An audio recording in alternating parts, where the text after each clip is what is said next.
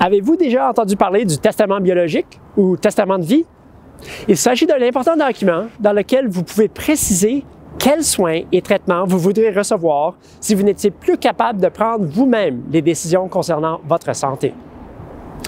Vous preniez ces décisions à l'avance, pendant que vous êtes encore en mesure de comprendre leur impact.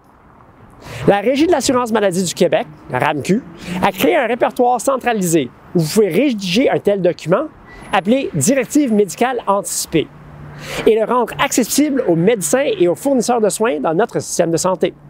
Si vous avez regardé mes vidéos depuis le début, vous avez sans doute vu celle où je parle de l'importance d'avoir un testament, un mandat et une procuration. Si vous ne l'avez pas vu, voici un bref résumé de la différence entre ces documents. La procuration est un document par lequel vous déléguez votre autorité à une autre personne qui peut signer des documents juridiques en votre nom. Elle n'est valable que si vous êtes sain d'esprit et en mesure de la révoquer. Dès le moment où vous n'êtes plus capable de prendre vos propres décisions, la procuration n'est plus valable. C'est alors que le mandat de protection entre en jeu. Ce mandat, connu aussi sous l'appellation de procuration perpétuelle à l'extérieur du Québec, vous permet de préciser à qui vous vous confiez la prise de décision lorsque vous ne serez plus capable de décider pour vous-même. Vous y désignerez un mandataire qui prendra les décisions concernant vos finances et vos soins de santé. Au décès, votre mandat de protection ne sera plus valable et c'est votre testament qui remplacera et qui indiquera de quelle manière répartir vos biens entre vos héritiers. Le testament biologique et les nouvelles directives médicales anticipées constituent essentiellement un prolongement de votre mandat. Les décisions concernant vos soins de santé, en particulier, peuvent être très difficiles à prendre. Et votre mandataire pourrait se heurter au désaccord d'autres membres de la famille. Il pourrait alors se retrouver dans une position très délicate. Les directives médicales anticipées fournissent au mandataire ainsi qu'aux médecins des indications plus précises quant au traitement que vous souhaitez et ne souhaitez pas recevoir. Ces directives sont conservées dans un registre central accessible à tous les médecins.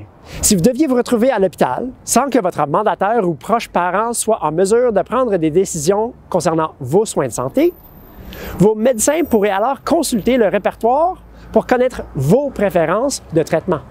Il est important de comprendre le contexte dans lequel ces directives seront utilisées par contre.